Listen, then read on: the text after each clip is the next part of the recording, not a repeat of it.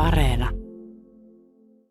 We're traveling back to 3 scorching summer days in 1975 when the eyes of the world were on Helsinki for the CSCE summit. There was a lot of excitement. There was also an enormous sense of pride. This was the biggest event since the '52 Olympics.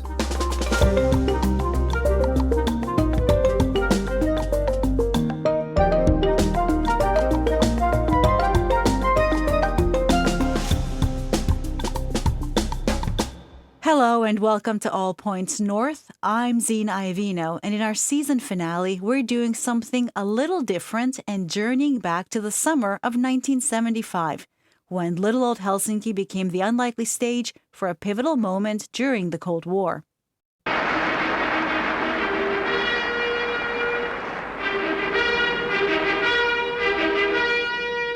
Together we will take another step in the building of a peaceful, cooperative, and mutually beneficial relationship among all of the countries of Europe. And that was the U.S. president at the time, Gerald Ford, speaking in Helsinki. This was in the middle of the Cold War when something remarkable happened as the Finnish capital welcomed leaders from both East and West. But what led Gerald Ford to make that speech? The declaration, or the final act, signed in Helsinki 50 years ago, was the result of years of diplomatic talks.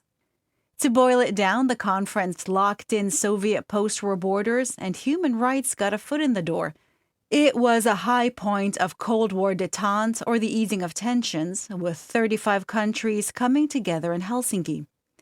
Leaders like Ford and Soviet General Secretary Leonid Brezhnev played nice, calling the talks friendly and constructive, even if no major breakthroughs happened. It showed that dialogue was possible, even when tensions were high. Now, half a century later, on the 50th anniversary, those moments are coming back into focus. But what was it all about? Arriving in Helsinki, Leonid Brezhnev was dead set on locking in Europe's post-World War II borders. He was especially keen on keeping East and West Germany apart. Maybe he could already hear the cracks in the Soviet bloc. Brezhnev saw the Helsinki Final Act as a big win for the Soviet Union, but in doing so, he ended up agreeing to some Western-backed tweaks that gave folks behind the Iron Curtain a bit more freedom of speech and movement. Scholars have since called this the Helsinki effect, the spark that helped kickstart the Soviet Union's eventual collapse. That's also the name of a new documentary we'll hear about a bit later in the show. But before we go any further, let's hear from someone who witnessed it all firsthand. Yle News' very own Eddie Hawkins was there. Let's listen to what stood out to him. Helsinki, the entire world was a different place back then. Helsinki was smaller than it is today, and even more provincial than it is today. Looking around, to compare to today, the standard of living was not as high. There were no malls. The first supermarkets had opened only a few years earlier. There were a lot more little shops, many little quaint old-fashioned specialist shops that have disappeared since then. There were 3 pizzerias in Helsinki. There was one restaurant I can recall that had Asian cuisine, and you could count the number of pubs on one hand. So, there are big changes since then. Traffic, for example, was nothing like it is today. There simply weren't as many cars on the road. But what you did see a lot of were Soviet Ladas and Moscovich cars. And this was because Finland was engaged in barter trade with the Soviet Union. And there was actually very little that the Finns wanted from the Soviet Union. A lot of raw materials, but in manufactured materials, cars were about the only thing, and it was because they were so very cheap. So you saw a lot of Soviet-made cars at the time. And also, you have to remember that 75, this was only 30 years after the end of World War II. You would see a lot of men, on the streets, on public transport, missing a limb, scarred from battle wounds. It's a generation that's passed away.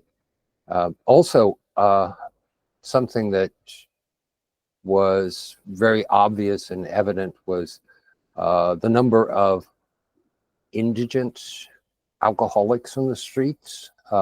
It was at that time not uncommon whatsoever to see, usually middle-aged or older men sleeping rough in doorways, and that's again something that you don't really see much of anymore. Also, the population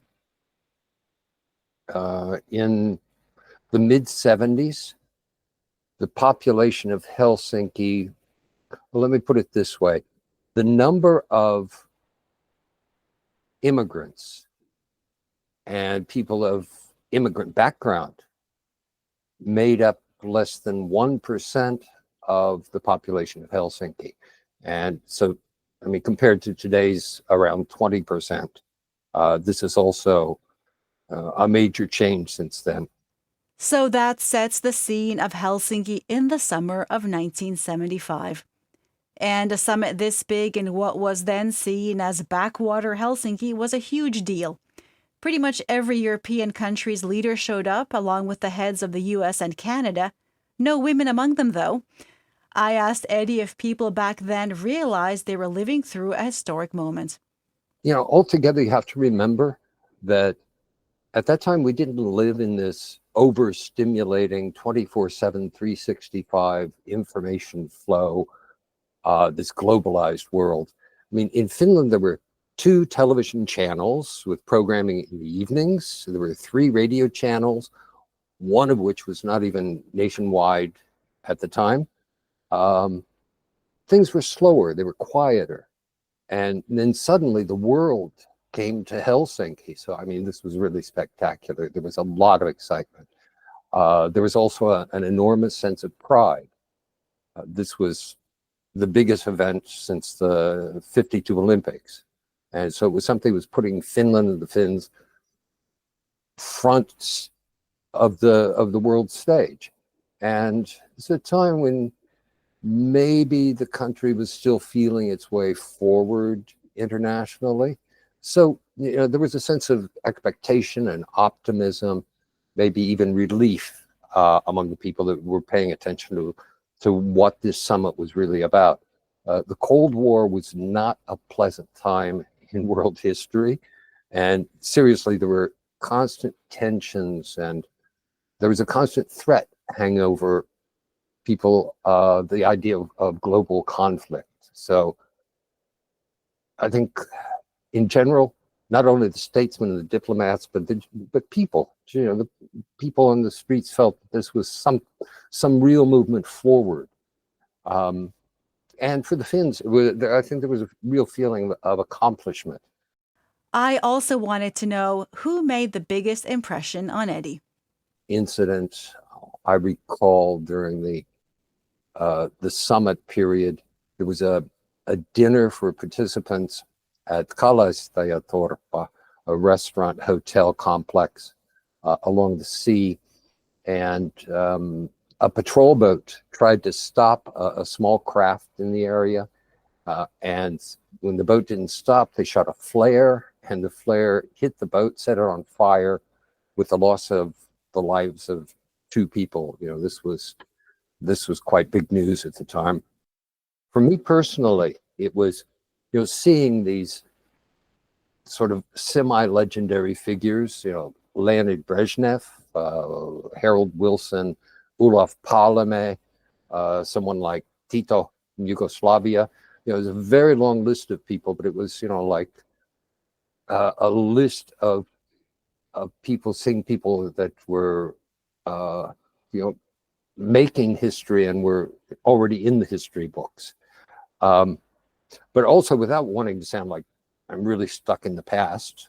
I was really impressed by Urho Kekkonen at the time, in a lot of ways. You know, the final document was the result of a Finnish initiative that he had staked a lot on, and he carried off this summit with a lot of poise.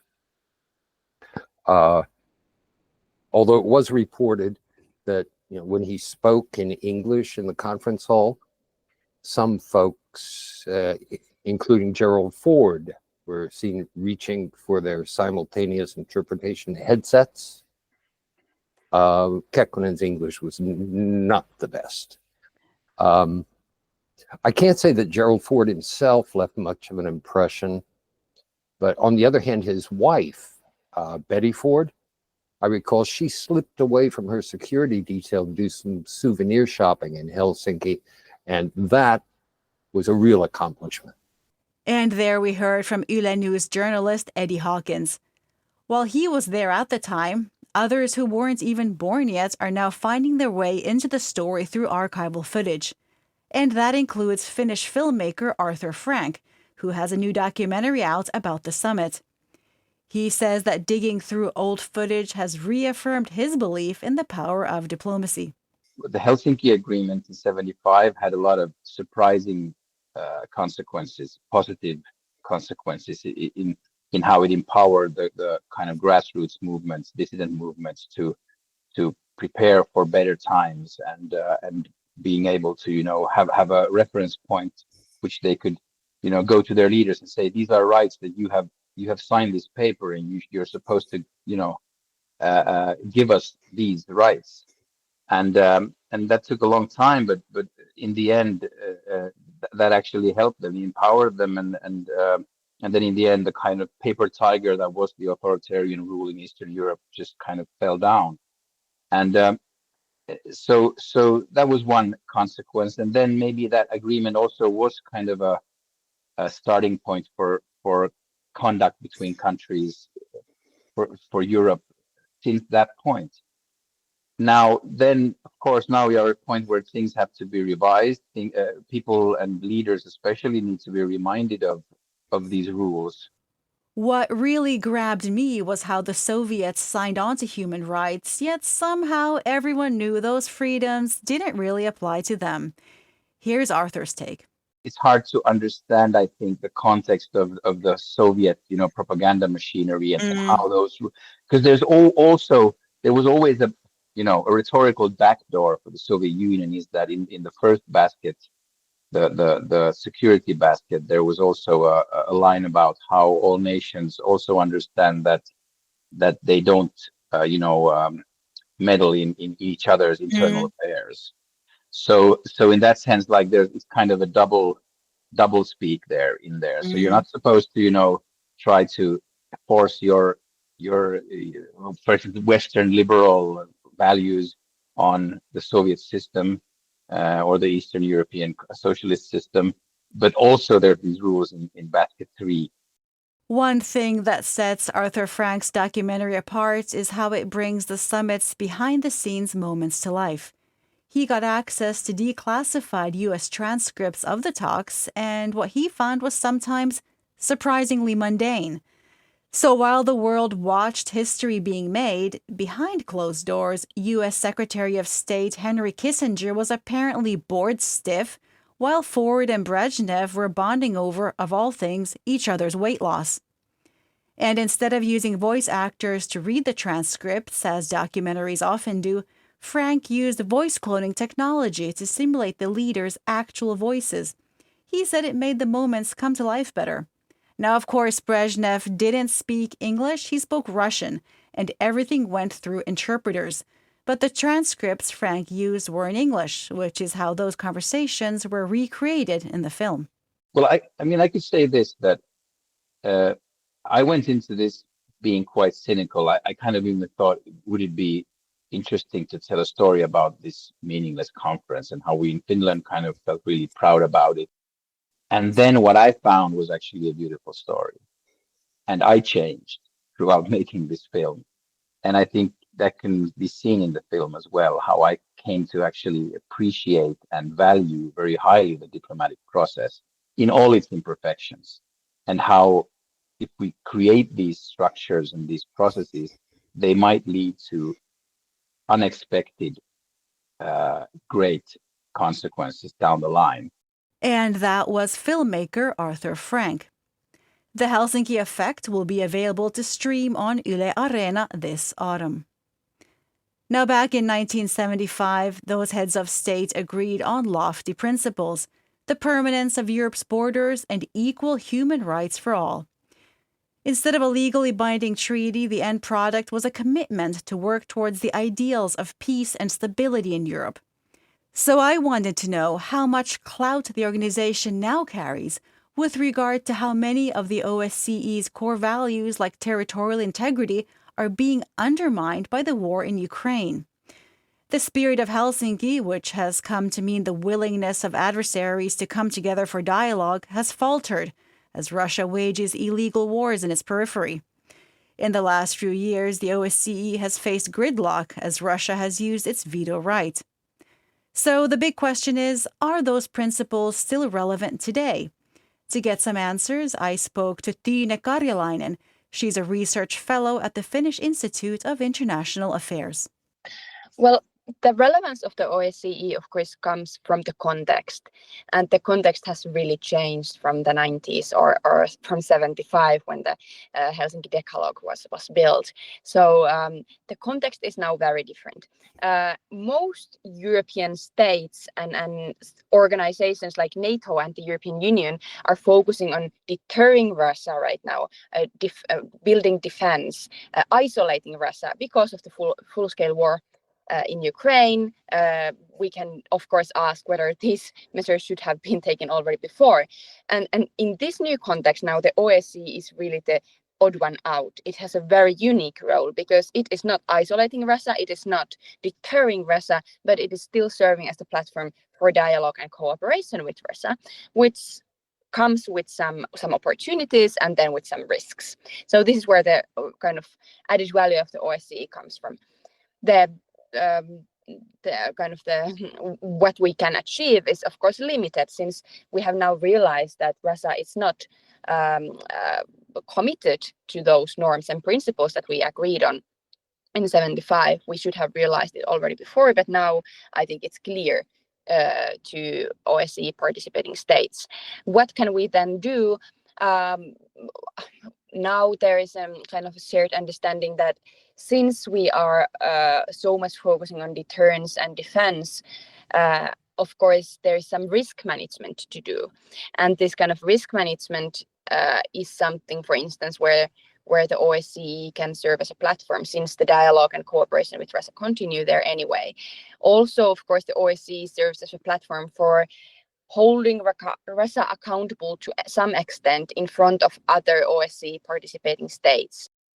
While we lack effective mechanisms for accountability, this does not mean that we should not be trying to hold Russia accountable, and all efforts towards documenting the war crimes, prosecuting them at some point, at least to some extent, at least some war crimes, at least some violations, all these efforts matter in the big picture, where kind of I really cannot underline it enough how this violations of these principles in Ukraine is not an island, it's not an isolated case, but it is actually a test case. It is a precedent for what we will most likely see then happening in other places. And then on the other hand, every war crime that we manage to document and prosecute, and every principle that we somehow manage to protect